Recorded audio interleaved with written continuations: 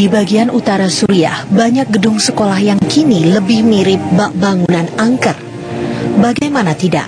Seluruh perabotan sekolah berantakan dan struktur bangunan sekolah sudah benar-benar kritis. Rami, siswa yang masih berusia 9 tahun masih mengingat jelas bagaimana ketika ia sedang belajar di kelas dan tiba-tiba sekolahnya jadi target serangan udara.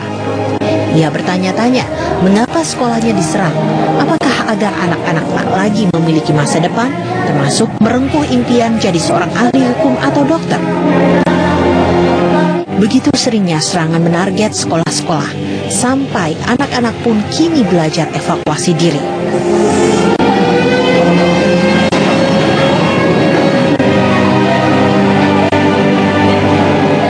Di negara-negara damai, latihan itu biasa dilakukan untuk menghadapi bencana alam atau bahaya kebakaran.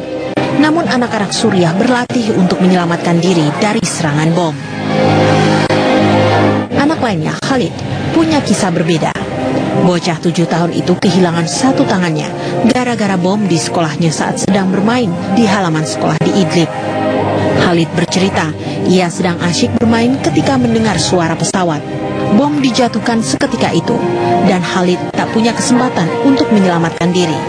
Khalid pun hilang kesadaran. Saat membuka mata, ia sudah berada di rumah sakit di Turki. Anak-anak Suriah memang tak bisa berbuat apa-apa di negara mereka yang digoyang perang saudara. Untuk itulah, Save the Children dan UNICEF menggelar penggalangan dana bagi tiap-tiap anak Suriah agar bisa melanjutkan belajar. Menurut UNICEF, 5.000 gedung sekolah di Suriah sudah tak bisa digunakan lagi. Dengan penggalangan dana itu pula, UNICEF dan Save the Children meminta perlindungan internasional atas anak-anak Suriah, sekolah, dan guru-guru mereka dari serangan. Dunia juga diminta menjamin pendidikan untuk anak-anak di Suriah maupun anak-anak Suriah yang mengungsi ke berbagai negara. Lebih dari 1,4 miliar dolar Amerika Serikat dibutuhkan per tahun untuk memastikan anak-anak tersebut tetap mendapatkan pendidikan. Saudaraku, itulah nasib saudara-saudara kita yang bersekolah di Suriah. Ustadz, bagaimana melihatnya Ustadz? Ya, anak Suriah menghadapi ancaman bom dan serangan-serangan tak terduga. Tetapi anak Indonesia juga boleh jadi menghadapi ancaman pemikiran, serangan-serangan yang bisa menghancurkan keimanan mereka. Inilah saya kira yang perlu kita perhatikan. Baik Ustaz. Bismillahirrahmanirrahim. Assalamualaikum warahmatullahi wabarakatuh. Alhamdulillah, saudaraku apa kabarnya? Semoga Allah Ta'ala selalu menjaga dan melindungi kita Amin, semua. ya Rabbal Alamin. Kembali lagi ya, kita bertemu di acara Makna dan Peristiwa. Satu acara yang dimana kita akan membahas peristiwa-peristiwa yang terjadi di dalam kehidupan sehari-hari dan akan kita ungkap maknanya. Dan kali ini tema kita adalah buku pelajaran jangan bikin resah. Ya, buku sekolah jangan bikin resah. Buku sekolah jangan bikin resah. Ini memang lagi banyak diperbincangkan ya Ustaz ya. Dan nanti insya Allah kita akan kedatangan 2 narasumber. Tapi sebelumnya kita saksikan dulu liputan yang satu ini.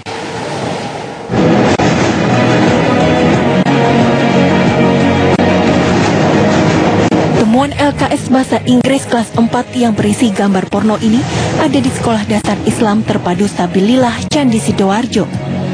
Di dalam buku LKS halaman 56 tersebut ditemukan gambar patung perempuan bertelanjang dada.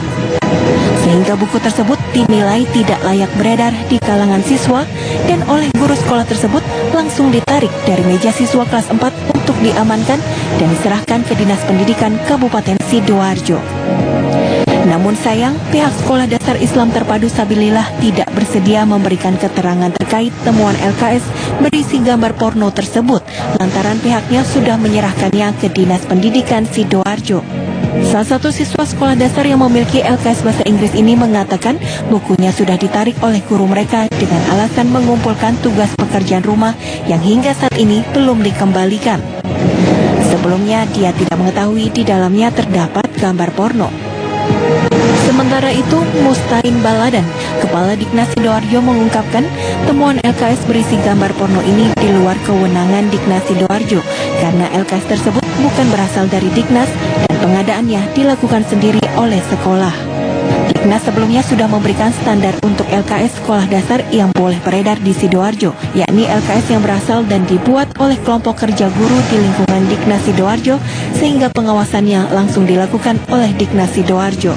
Namun meskipun bukan kewenangan Diknas Sidoarjo, pihaknya sudah memerintahkan kepada jajarannya agar segera menarik peredaran LKS bermasalah tersebut dari semua sekolah yang menggunakannya. Namun hingga saat ini, LKS tersebut baru ditemukan di SD Islam Terpadu Sabilillah. Dari Sidoarjo, Jawa Timur, Wina Rizal, TV One mengabarkan.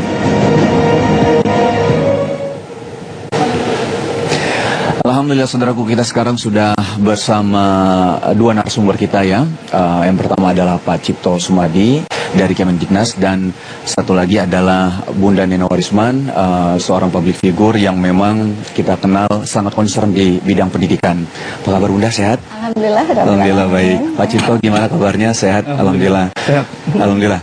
Pak Cipto nih, pertama mungkin ke Pak Cipto nih, saya mau bertanya nih. Baik. Pak Cipto, kita lihat ya memang lagi banyak perbincangan sebenarnya masalah buku pelajaran yang memang banyak sekali terjadi kontroversi di sini. Salah satunya adalah bagaimana di Sumatera Utara ada satu LKS yang di dalamnya terdapat gambar yang mungkin memang tidak pantas dilihat oleh anak-anak SD ya, Pak ya.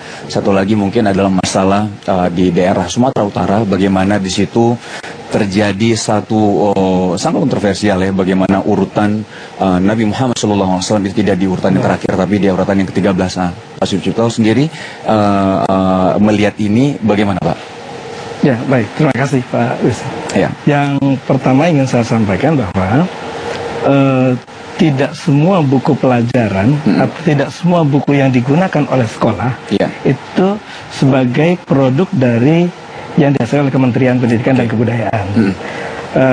Termasuk tadi yang disebutkan LKS. LKS itu tidak diproduk oleh kementerian, tetapi diproduk oleh kelompok guru. Nah kemudian tanpa kontrol dari pemerintah itu disajikan di proses pembelajaran. Gitu. Nah itu persoalannya. Gitu. Termasuk yang banyak kita lihat yang kemarin di Depok yang di Padang Lawas di daerah gitu ya, Sumatera Barat. Nah buku-buku seperti itu sudah saya cek semua dan itu memang bukan produk kami, bukan produk kementerian. Oleh karena itu sekarang ini menjadi penting dan karena ini ada disampaikan kepada anak didik kita, menjadi tanggung jawab kita bersama. Karena Kementerian Pendidikan dan Kebudayaan bagaimanapun amat terbatas pengamatannya. Oleh karena itu kebersamaan antara kementerian, antara dinas pendidikan di daerah, kemudian juga masyarakat, bahkan pengguna buku itu sendiri memang harus membangun sebuah komunikasi yang intensif. Kalau itu bisa kita lakukan bersama, maka kita akan bisa menyiapkan anak bangsa kita ke depan jauh lebih baik, gitu ya. Oleh karena itu kita tidak bisa serta-merta mencegah orang masuk ke sekolah karena begitu jauh. Ya, gitu ya. Oleh karena ini harus kita pagari bersama-sama. Nah, makanya dalam kurikulum yang baru, ikatan antara sekolah dengan orang tua, itu demikian kita buat supaya kuat. Konsep Kementerian Pendidikan dan Kebudayaan sekarang adalah ekosistem pendidikan. Nah, ekosistem pendidikan itu bahkan melalui pelatihan pun kita kenakan whole school training. Jadi, yang kita latih itu bukan cuma guru kepala sekolah pengawas, tetapi juga orang tua dan komunitas sekolah sebagai sebuah satu kesatuan, sebagai sebuah ekosistem, itu harus bersama-sama. So, kalau tidak kita bersama-sama, nah ini bisa masuk lewat celah-celah yang tidak terduga seperti ini, termasuk LKS, termasuk buku pelajaran yang selama ini banyak digunakan atau ada yang digunakan yang di luar pengawasan kami. Kalau kami membuat buku ketat sekali gitu. Itu saja kadang-kadang masih ada ya katakanlah terselip begitu ya. Jadi kalau misalnya masalah kita tahu yang seperti yang di daerah Sumatera Utara ya, penerbitnya sudah menyatakan bahwa memang ini adalah ada kesalahan di proses layoutnya gitu. Tapi kalau misal kita lihat lagi, misalkan dalam suatu produksi ya Pak Cipto ya, misalkan baju ketika di QC itu ya, di QC proses QC-nya itu ketika kan random. Ketika satu baju tidak bagus dalam arti layak untuk dijual, kita belum tahu baju-baju yang lain seperti apa karena bisa jadi ada yang reject barangnya gitu kan. Tapi kalau buku itu secara random juga sudah tahu semua cetakannya hampir sama, semuanya sama gitu kan. Nah ini mungkin kalau misal Pak Cipto sendiri melihat ini, itu apakah memang ada salah satu kesalahan di QC-nya atau memang seperti apa Pak Cipto? Kalau misal dari penerbit mengatakan seperti itu. Kalau buku yang tidak kami produk tentu kami tidak bisa mengklaim bagaimana bentuknya ya. Tapi kalau kami memang membuat buku itu melalui proses yang panjang. Yang pertama kurikulum kita turunkan menjadi KIKD, kompetensi inti, kompetensi dasar, lalu kita buat silabusnya, setelah itu kita buat peta konsepnya, setelah kita buat peta konsepnya, lalu kita turunkan menjadi bahan materi pelajaran. Itu ditulis oleh penulis, lalu ada penelaah, ada penilai, lalu kemudian ada ilustrator, ada editor, jadi perjalanannya panjang, gitu, sehingga quality assurance-nya itu bisa kita jaga. Nah, kita tidak tahu buku-buku yang dibuat oleh teman yang lain, ya gitu ya. Apakah melalui proses itu? Makanya ketika buku yang di Padang Lawas, saya sampaikan boleh jadi ya itu bukan by niat, tetapi by accident. Tapi ada buku yang lain boleh jadi by niat, memang niatnya begitu, kan gitu ya. Oleh karena itu penting kembali lagi ke saya katakan kita harus membangun sebuah ekosistem pendidikan, menjaga itu bersama-sama. Menjaga bersama-sama. Iya, bukan kita bisa ini urusan buku berarti urusan Kemdikbud sendiri. Saya pikir tidak bijak juga kalau begitu. Pak. Gitu. Kalau misal Bapak lihat sendiri tadi kan Bapak bilang kalau misal satu mungkin memang kesalahan gitu ya. Tapi di satu lagi mungkin kita takutnya karena niat yang ini nih Pak.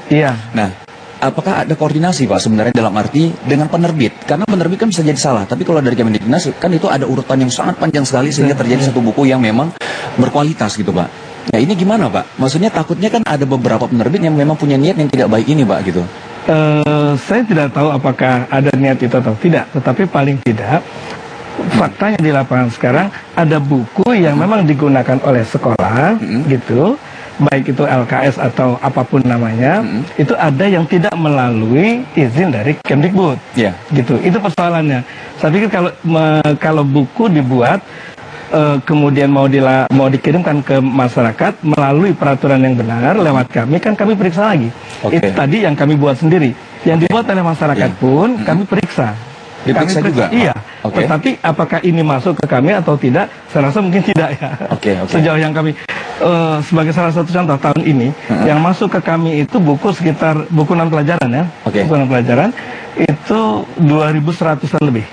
Yang lulus hanya 30%, kurang dari 30%. Karena kekurangan ini, kekurangan itu, baik misalkan materinya, baik kemudian kegrafikaannya, baik kemudian ketata bahasaannya, itu kita cek betul dan kita mengumpulkan teman-teman profesional dari berbagai macam perguruan tinggi untuk memeriksa itu. Benar sekali. Bu Neno, gimana Bu Neno melihat hal ini? Nomor satu yang ingin saya sampaikan, terima kasih saya diundang ke forum yang sangat berharga ini. Mungkin saya mewakili orang-orang yang sejak berapa puluh tahun silam ya, setelah mengingatkan semua orang, semua pemegang keputusan bahwa anak itu adalah harus dijadikan subjek. Dalam pembangunan selama ini anak-anak masih menjadi objek saja. Kita mengatakan kita urus anak-anak gitu. Gini, anak-anak dikasih hari anak nasional setahun sekali. Saya pernah berada dalam Pokja ya, dan kemudian melansir juga PAUD ya, dengan kebahagiaan yang sangat tinggi bahwa akhirnya kita sadar bahwa early childhood, usia dini itu adalah usia yang sangat berharga. Dan sekarang sudah quote-unquote mewabah, artinya sudah sangat luas semua apa namanya, oleh banyak pihak. Ya, semua seorang sudah menyadari. Namun ini juga belum berarti bahwa kita sudah sampai di titik sasar kita di mana anak kita menjadi subjek utama. Gini, seorang pendidik mengatakan kalau kamu menyusui anak kamu, yang harus kamu lakukan adalah kamu khusyuk. Kata itu luar biasa. Khusyuk itu pemerintah, kita, pendidik, ayah, ibu, guru, ketika kita berhadapan dengan anak-anak kita, kita khusyuk. Khusyuk itu hubungannya, mungkin Ustadz Bakhtiar, kita nggak berhubungan sama manusia. Khusyuk itu adalah hubungan kita dengan Allah, iya kan? Jadi ketika kita mau membuat buku buat anak, kita itu khusyuk gitu. Karena apa? Karena di depan kita ini atau yang sedang kita bicarakan ini makhluk Tuhan yang sangat berharga. Kalau kita balik lagi ke penciptaan yang sangat berharga. Sekarang mau nggak kita menganggap bahwa anak-anak ini sangat berharga? Dan yang paling berharga dari mereka, saya harus mengatakan bahwa brain based semuanya itu harus dengan latar belakang kemampuan kita untuk mengetahui bagaimana cara kerja otak anak kita. Yang sekarang kita sudah mulai melansir banyak sekali neuroscience sudah mulai mengabarkan satu kalimat saja, satu tatapan mata saja, satu kesan saja itu bisa membuat otak anak kita tercedera tanpa disadari oleh kita yang melansirnya. Oke, beberapa tahun silam, kurang lebih 10 tahun atau berapa belas tahun silam, saya pernah membaca 2000 komik anak-anak dan menangis di gudang saya habis-habisan. Dan kemudian hasil bacaan saya serahkan kepada Yayasan Kita dan Buah Hati, karena saya waktu itu tergabung di Yayasan Kita dan Buah Hati. Ada Ibu Eli Risman Musa yang juga sangat sering hadir di sini di forum di TV One. Itu kemudian kita jembrengkan ya, kita buat sebuah bukan proposal ya, tapi seperti sebuah laporan lah. Ini loh kenyataan di masyarakat yang dibaca sama anak-anak kita ini. Dan itu adalah komik-komik yang sudah saya baca, tidak ada 20%-nya yang patut. Kalau kita bicara patut 80% tidak patut, dan itu diproduksi oleh penerbit-penerbit hebat, penerbit terkenal, dan penerbit Islam. Kepala dipenggal, disiksa, disatai, itu udah ada. Jadi sekarang mata, telinga anak kita itu kan sangat berharga. Nah, jadi kalau kaitannya di luar dengan posisi kita yang sekarang, apalagi udah digenggaman semuanya ya. Saya terkejut seorang anak orang yang anak orang yang terhormat di negeri ini, cucunya. Ketika saya lihat, wow, dia melihat games yang sangat mengerikan. Itu di lingkungan luar. Lalu kan ini kan lingkungan dalam ya, yang namanya kita percaya sebuah sistem pendidikan. Ternyata di dalamnya ketelusupan juga gitu, baik soal pornografi, soal kekerasan, sehingga saya hanya bisa nomor satu adalah gini, kita ini serius apa enggak? Mau menjadikan anak-anak kita menjadi pemimpin itu dengan seluruh upaya akses apapun saja, nggak bisa. Kalau enggak ya kita hancur benar gitu. Kalau memang masih ada waktu ya kayak Bapak katakan, kita harus punya tim yang benar-benar kuat, dan setiap guru saya kira menjadi satu guru dipanggil pulang lagi ke nuraninya. Guru dipanggil pulang ke nuraninya. Jadi bukan sekarang kalau misalnya saya bilang kalau guru itu mikir hanya akhir bulan saja gitu, saya selalu bilang nggak usah jadi guru, pensiun aja lah. Iya, karena pensiun aja jadi guru gitu kan.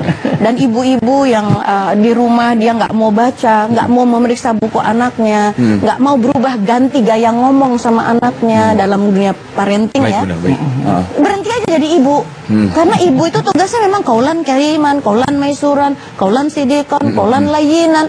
Dia memang muara kasih sayang. Kalau mau jadi ibu marah-marah tuh, jadi ibu cuma mau nilai anak di sekolah bagus, dia nggak mau perhatiin hal-hal yang kayaknya sepele kan. Cuma ada kata yang apa, seorang ibu sampai dia bersedia menjadi pelacur gitu ya. Itu ada salah satu yang kemudian tidak dia urus hal itu gitu kan. Baik Bunda, ini menarik sekali, nanti kita akan bahas setelah break yang satu ini ya. Ustaz, ini akan ada sesuatu yang saya mau tanyakan sama Ustaz, tapi setelah yang satu ini Ustaz ya. Oke, saudaraku, jangan kemana-mana karena kita akan kembali setelah yang satu ini, tetap di Makna dan Peristiwa.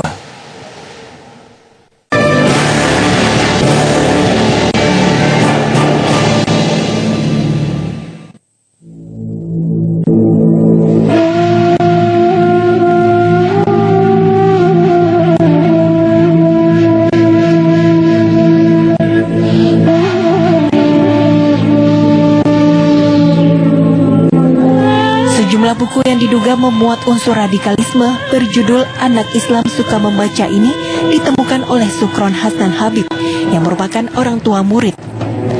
Anaknya bersekolah di Taman Kanak-kanak yang berada di Kecamatan Pekalongan Timur, Kota Pekalongan, Jawa Tengah.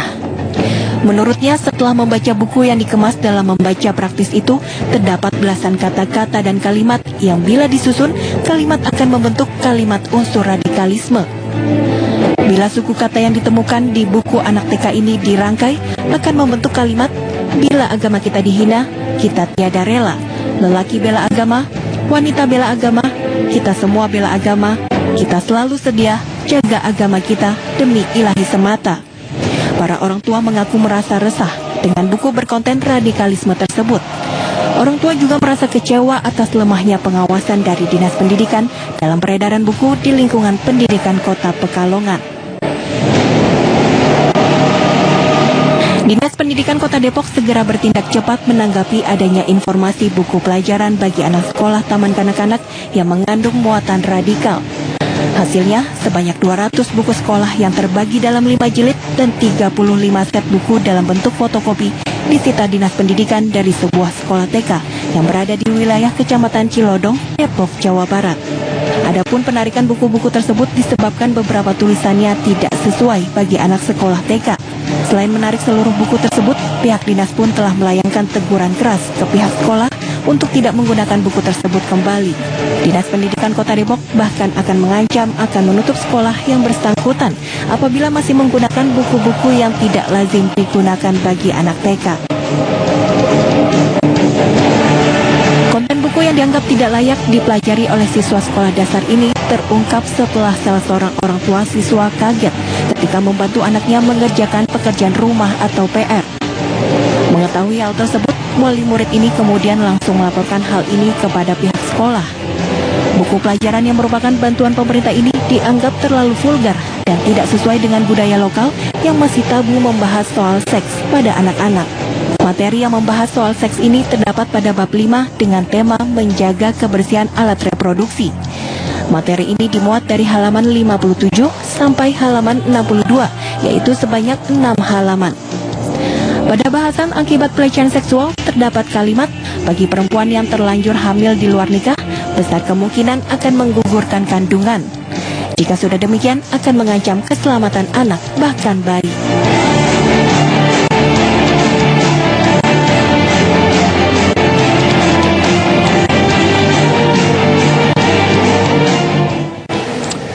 Baik saudaraku, kita lihat ya, banyak sekali memang mungkin terjadi hal seperti ini. Memang tadi kata-kata dari Bunda Neno juga cukup menggetarkan hati saya. Kata-kata khusyuk itu berarti benar-benar bagaimana kita benar-benar total di situ, bagaimana kita benar-benar memperhatikan itu ya Bunda ya.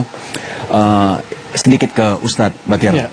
Ustadz, kalau melihat hal ini, jadi ingin tahu nih Ustadz sebenarnya, kalau misal di dalam sejarah agama Islam, kalau dalam masalah pendidikan, itu bagaimana Ustaz? Saya ambil kasus Nabi Yakub saja ketika beliau akan wafat, kemudian mengevaluasi kurikulum kepada anak-anaknya dengan satu pertanyaan harus dijawab dengan 3 jawaban.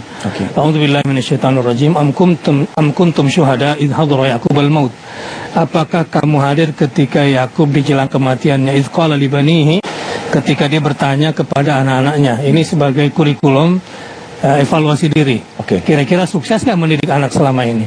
Sampai di sini saya ingin katakan kepada masyarakat, kepada orang tua, kalau nanti nilai raport anakmu bagus, itu bukan anak mama atau bukan anak papa, itu anaknya pak guru atau anak ibu guru. Karena guru yang bikin kurikulum, guru yang ngajarin, guru yang evaluasi, guru yang menilai. Nah, kita orang tua harus punya kurikulum sendiri. Apa itu? 3. Ma ta'buduna min ba'di. Apakah gerangan yang kalian sembah wahai anak-anakku selepas kematian ayah? Qalu na'budu ilahak. Kami akan menyembah Tuhan ayah. Wa ilaha abaika Ibrahim wa Ismail wa Ishaq. Kami juga akan menyembah Tuhan kakek Ibrahim, kakek Ishak. Gitu ya. Kakek Ismail dan kakek Ishak. Ilahan wahidan. Yang kedua, kami tidak akan sekutukan Allah. Yang ketiga, wa nahnu lahu muslimun. Dan kami akan berpegang teguh disiplin pada aturan-aturan Islam sebagai agama ayah. Jadi 3 kurikulum orang tua di rumah dan di masyarakat sampai ke sekolah. Kalau ingin membentuk manusia sebagaimana cita-cita produk yang membuatnya adalah Allah Subhanahu Wa Taala. Satu, ajarkan kepada dia tentang tauhid. Lindungi dari syirik. Dan yang ketiga, disiplinkan dia pada agamanya. Baik. Nah, saat ini dari kasus-kasus ini semua, ini semua menyerang yang tiga-tiganya ini. Iya. Jadi, apa yang disebut obat, kadang separuhnya racun. Apa yang disebut pendidikan, separuhnya juga kebejatan. Ya, karena di sini sangat terkait dengan siapa yang menyusun kurikulum, siapa yang mengajar, siapa yang menjadi teladan, apa bahan ajarnya, bagaimana lingkungan yang dibentuknya. Baik. Disinilah peran kita sebagai orang tua, sebagai masyarakat, sebagai guru mesti hati-hati. Baik Ustaz. Bunda Neno, sedikit kalau misal tentang peran orang tua di dalam pendidikan bagaimana, Bunda Neno? Ya, kalau dari ibu ya, ibu ini kan al-ummu al-madrasatul ula. Ibu adalah pendidik pertama dan utama. Dari mata ibu, dari bounding mother, bounding father, ya kan, kelengketan seorang ibu dengan anak yang dengan pengetahuan yang harus ditimba oleh ibu dan ayah, bagaimana sekarang kita semua harus berbasis otak, bagaimana otak anakmu itu akan menjadi otak yang luar biasa ketika engkau itu seperti Rasulullah SAW sangat hormat kepada seorang bayi sekalipun pada anak kecil. Karena apa? Karena Rasulullah hendak merebut hatinya. Maka wahai ayah dan ibu, jangan kau durhaka kepada anakmu sebelum anakmu durhaka kepadamu. Sekarang kenyataannya berjuta-juta ibu dan ayah itu durhaka kepada anaknya. Wanita-wanita muda durhaka kepada anak bayinya, ditinggalkan persusuan. Dia Al-Quran katakan disusui anakmu, sapih dia 2 tahun penuh, ece-ece 4 bulan udah tinggalin, dia udah durhaka sama anaknya. Karena dia nggak mau following Al-Quran. If you follow Al-Quran, kalau kamu ikutin Al-Quran, kamu akan selamat, gitu kan. Tapi kan ini kan balik lagi, kita diinterview terus menerus. Ada istilah radikalisme, ada istilah apa, semua hal-hal yang sebetulnya biasa aja, dan itu adalah hal yang harus kita ajarkan. Satu fanatisme agama itu wajib kita ajarkan kepada anak kita, tapi kita nggak boleh menyerang orang lain. Tapi bahwa kita fanatis kepada agama kita, lalu didik dia untuk terus-menerus mengetahui akan keberadaan dia. Jadi nomor satu yang harus ayah bunda lakukan adalah bahwa ayah dan bunda adalah pihak pertama yang harus mengalirkan kasih sayang Allah, kasih sayang Tuhan, dan sentuh hati anakmu. Jangan sentuh kepalanya. Jadi hatinya dia yang harus kau rebut. Karena hati itu baik dia. Nggak usah peduli dia nggak naik kelas, nggak apa-apa. Nggak usah peduli dia itu nggak cemerlang dalam pelajaran kognisi, tapi dia cemerlang dalam akhlak. Puji dia, beri dorongan dia. Nah, ini basicnya di rumah tangga kita. Kalau orang tua itu nggak hormat sama anaknya, tunggu saja. Sebentar lagi anak itu akan melawan kepada dia, gitu. Jadi basisnya cinta, kasih sayang. Kemudian tadi Ustadz katakan, berikan pada dia disiplin. Disiplin itu artinya bahwa dia mematuhi perintah-perintah moral masyarakat, kultur agama, dan seterusnya. Dan yang ketiga, yang ini yang mungkin bahasan yang lain, didik anak kita untuk tidak jadi pengemis. Karena setiap anak itu harus dia mampu mandiri dan dia harus punya alat hidup dia sehingga dia. Contohnya seperti apa, Bunda? Entrepreneur.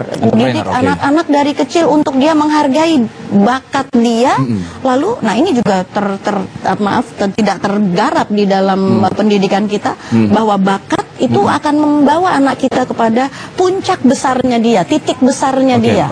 Nah, kalau itu bakat itu ada, dia bisa jual bakatnya. Dalam tanda kutip, dia bisa hidup dengan bakat itu, dengan entrepreneur. Jadi kayak beri impian dari kecil, bahwa nanti dia akan ke arah situ gitu, Bu. Iya, itu dia. Baik, benar-benar sekali. Pak Cipto, nanti kita akan, saya ingin bertanya tentang bagaimana kita menghadapi hal-hal seperti ini ya, Pak Cipto ya. Tapi kita break dulu sebentar. Baik, saudaraku, jangan kemana-mana, tetap di Makna dan Peristiwa.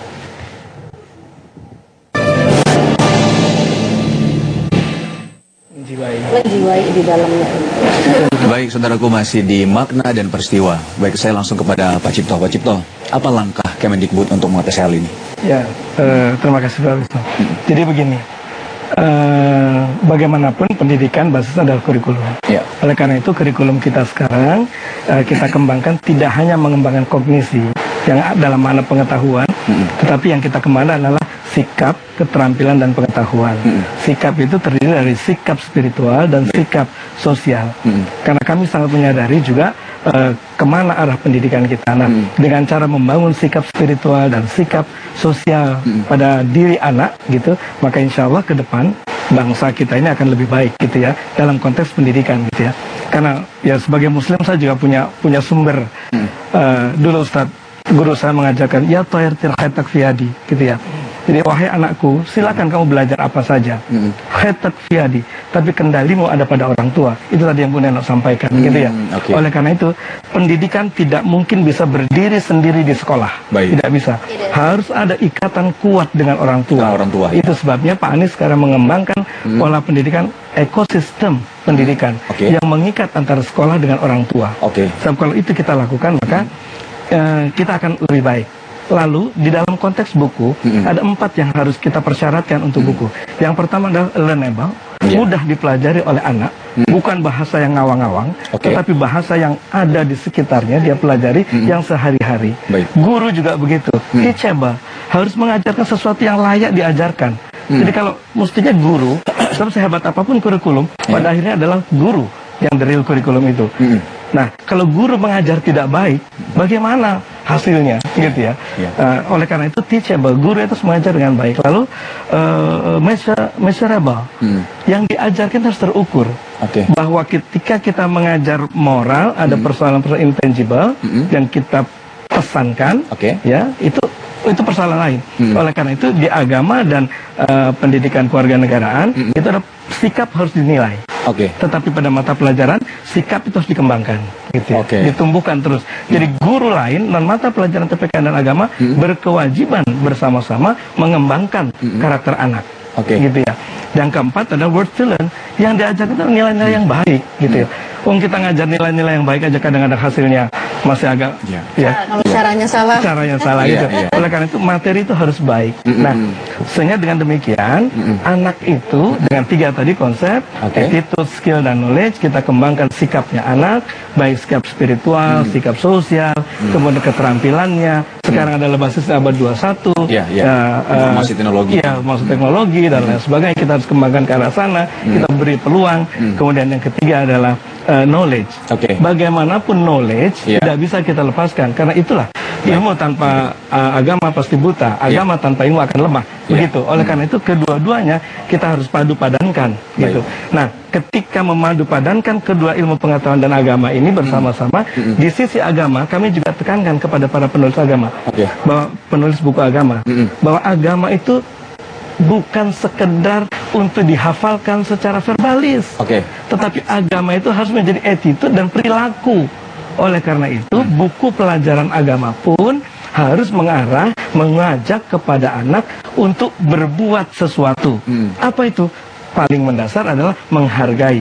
Kan tadi kata Ustadz, kaulan karimah, kata Bunda Neno, kaulan karimah. Bagaimana kita bisa berkata-kata dengan baik pada orang lain? Bukan hanya pada diri sendiri. Ketika itu kita lakukan, maka perbuatan baik, ucapan yang baik, ya semuanya insya Allah akan membangun Pak Cipto, pribadi yang baik. Ini gitu. Sebenarnya banyak pertanyaan ya tentang pengadaan buku di satu sekolah gitu kan. Tidak hanya dari Kemendikbud gitu kan, ada dari pihak yang lain. Nah, ini ada yang mengatakan bahwa memang ini diatur sama satu ini ya, kelompok besar, sindikat lah gitu, atau satu kekuatan yang dimana memang punya kepentingan di situ, mungkin dari unsur bisnisnya. Pak Cipto, bagaimana menanggapi ini? Memang begini ya. Sebuah kementerian itu memiliki tugas dan fungsi yang memang terbatas.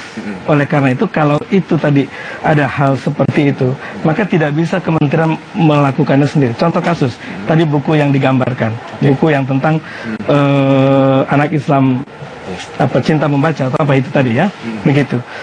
Itu kita cuma bisa, Direktorat Jenderal Pendidikan Anak Usia Dini dan Pendidikan Masyarakat hanya bisa mengeluarkan surat mengatakan kepada sekolah tidak boleh menggunakan buku ini. Sanksinya belum ada. Ke depan sedang kita pikirkan, yang kita beri sanksi itu adalah sekolahnya, lembaga persekolahannya. Kalau dia membuat buku atau menggunakan buku yang tidak layak, gitu, itu sekolahnya yang kita kenakan sanksi, gitu ya. Itu sedang kita pikirkan kasar. Tetapi sekali lagi, sanksi itu adalah sanksi yang hanya bisa pada genggaman atau kewenangan Kementerian Pendidikan dan Kebudayaan. Sementara sekolah itu kan tidak berdiri sendiri, gitu. Ada lembaga-lembaga lain yang juga ikut di dalam. Oleh karena itu sekali lagi, menurut saya adalah substansinya adalah bagaimana kita secara bersama-sama baik ke dalam maksud saya adalah pembinaan anak terhadap kebersamaan antara orang tua, sekolah, pendidik dan sebagainya. Kemudian lembaga lain kebersamaannya, ya, kebersamaan lembaga lain. Tidak hanya Kementerian Pendidikan sendiri, tetapi juga mungkin Kementerian Dalam Negeri, Kementerian mungkin Kejaksaan, mungkin yang lainnya itu perlu mengawal khusus ya saya katakan khusus untuk materi pembelajaran. Sedangkan buku-buku yang lain boleh saja ada kebijakan-kebijakan yang lain. Gitu ya. Terima kasih. Ustadz, ini kalau misal di dalam Islam ya, kita tahu banget bahwa ketika misal soal hadis ataupun itu jelas sekali ya Ustaz ya. Maksudnya kita tahu ini hadisnya doif, hadisnya ini sahih dan yang lain-lain gitu Ustaz ya. Bagaimana Ustaz melihat ini? Kalau saya melihat secara lebih luas lagi Pak sebetulnya ketimbang masalah teknis begini. Jadi yang dilupakan oleh guru termasuk kementerian barangkali hak anak untuk dipenuhi ruhnya. Jangan cuma otaknya, cuma badannya, cuma enggak pemikiran bukan. Ruhnya adalah hak mereka. Nah, ini yang kemudian saya kira kosong, ya.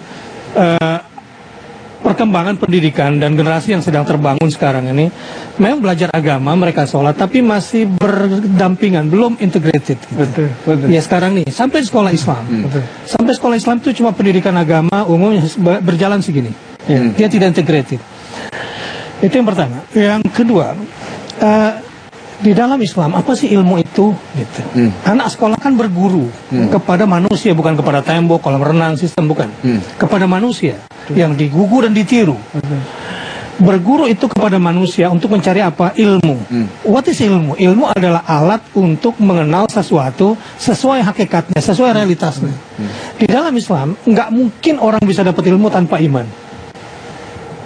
Di dalam Islam tidak ada. Orang tidak akan pernah sampai kepada realitas wujud lewat ilmu kalau tanpa iman. Ini basisnya ruh. Gitu. Nah, apa yang menjadi tugas kita sekarang semuanya? Saya kira porsi anak-anak membaca buku di sekolah itu mungkin di bawah 30% ketimbang apa yang dia baca di gadget, di internet, di dunia screen. Dunia anak ini dunia screen. Ya. Nah, jadi saya kepada semua pemirsa khususnya, bentengi anakmu dan jadilah kepala sekolah bagi anakmu sendiri. Jadi rektor bagi anakmu sendiri. Ya, kamulah yang paling bertanggung jawab nanti, sebab anakmu adalah titipan Allah yang dititipkan kepadamu. Kamu yang akan ditanya. Saya kira itu secara garis besar. Saya tambah sedikit. Itu sebabnya sekarang kebijakan kami Pak di kementerian itu 15 menit sebelum jam dimulai itu wajib baca anak. Ya, wajib membaca. Nah, sekarang bahan bacaannya pun kita seleksi. Kita seleksi sebab memang sekali lagi iqra-nya menjadi penting. Ya, penting. Oleh karena itu kami juga mengembangkan pendidikan itu basisnya adalah head, heart and hand. Ya, jadi rasionya kita kembangkan, keterampilannya tadi seperti Bu Mel sampaikan, hati nuraninya kita bangun. Sebab kalau tidak, ini bahaya ini. Yang tadi yang Ustaz bilang, ruhnya itu harus kita bangun, maka itu sebetulnya. Jadi, boleh jadi dia ahli, tetapi tidak punya nurani, maka dia bisa... Saya punya melihat gejala gini, maaf. Sekarang di Indonesia nih, ketuhanan tidak lagi yang Maha Esa. Mau Tuhannya batu, Tuhannya banyak, pokoknya bertuhan, dia harus dihargai. Ini bahaya buat anak kita. Kemanusiaan titik yang adil dan beradab tidak menjadi concern. Sampai kepada kerakyatan yang dipimpin oleh hikmah. Enggak, hikmahnya hilang. Hikmahnya hilang. Enggak semua orang berilmu punya hikmah. Yang punya hikmah mestinya dia berilmu walaupun sedikit. Ini barangkali kita harus kembalikan sistem pendidikan kita ke undang-undang dasar kita. Betul. Itu makanya sedikit saja. Itu makanya kami dorong sekarang agama itu bukan sebagai hafalan, Ustaz. Sebagai membangun soulnya. Baik. Pak, Bunda, sebentar kita ada telepon masuk soalnya. Assalamualaikum, Pak Hamdani. Assalamualaikum, dari Pontianak, Pak Hamdani.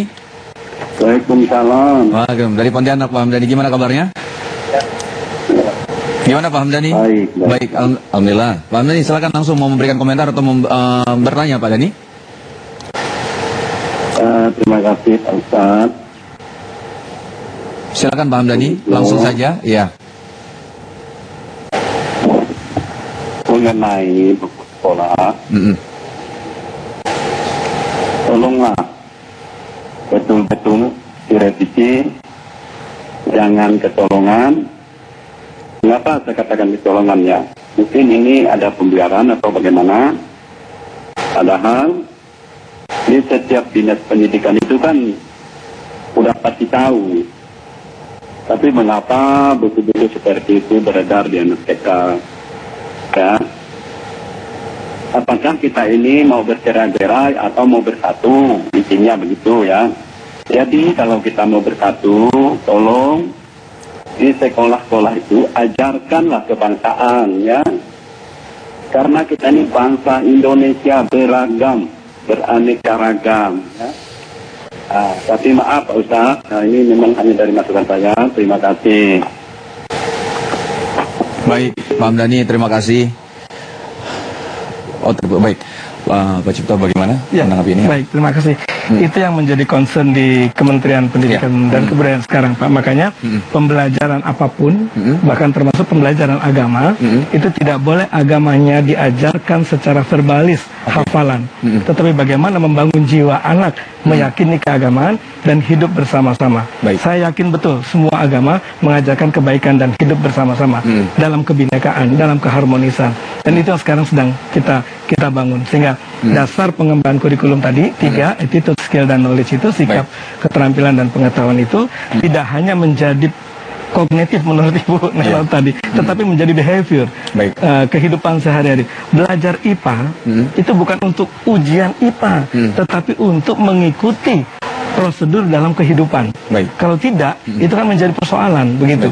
Jadi itu yang seperti tadi Ustadz sampaikan. Seperti itu yang kita ke depan akan kita lakukan lewat kurikulum, lewat buku, dan seterusnya. Baik, terima kasih. Kita break dulu sebentar ya. Baik, saudaraku, jangan kemana-mana, tetap di Makna dan Peristiwa.